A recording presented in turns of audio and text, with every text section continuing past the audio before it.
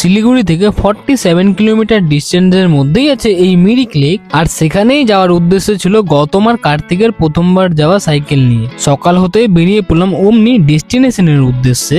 Weather ছিল কুয়াশা কুয়াশা ভাব আর ছিল প্রচুর ঠান্ডা। সূর্য ওঠার পর ওয়েদার হয়ে গেল পুরো ক্লিয়ার আর আমরা পৌঁছে গেলাম দুধিয়াতে।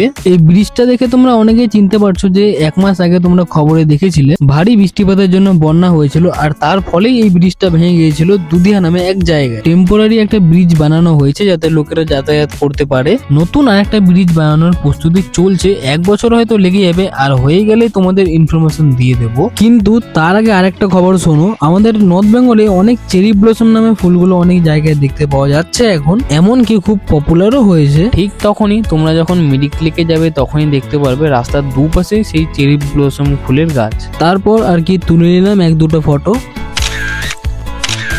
ডিসেম্বর মাস তো পড়েই গেল আর একটা দিনে বাকি, তো যাই হোক এই ডিসেম্বর মাসেই চেরি ব্লসম ফুল দেখতে ভালো পাওয়া যায়। আমরা আই লাভ মিরিক পার করার পরে সুন্দর একটা জায়গায় এন্টার করলাম, পাইন গাছেই ভরা, তার মাঝখান দিয়ে রাস্তায়। ঠিক আছে, মিরিক লেকে পৌঁছানোর পরে দেখতে পাচ্ছিলাম অনেকে বোর্ডিং করছিল, তো বোর্ডিং চার্জ পার পার্সন 200 টাকা করে নেয়। এমনকি রোহিণী লেকের মতোই হর্স রাইড করানো হয়, 200 থেকে 300 টাকা নেবে, পুরো মিরিক লেকটাকে ঘুরিয়ে দেখাবে। বাকি তোমাদের ইচ্ছে, সানডে হোক বা মানডে তোমরা অবশ্যই ফ্যামিলি বা কাপলদেরকে নিয়ে গিয়ে এখানে ঘুরে আসতে পারো। বেশ জায়গাটা সুন্দর, শিলিগুড়ি থেকে বেশি দূরও নয়, মাত্র 1 থেকে 1.5 ঘন্টার রাস্তা, 47 কিলোমিটার ডিস্টেন্স। আর গ্যাং এই সানডেতে আর কোথাও যাওয়া হচ্ছে না, মানে এই 30 তারিখে, নেক্সট সানডেতে যাবো। ঠিক আছে, দেখা হচ্ছে নতুন একটা লোকেশন নিয়ে খুব তাড়াতাড়ি। Tata, thank you.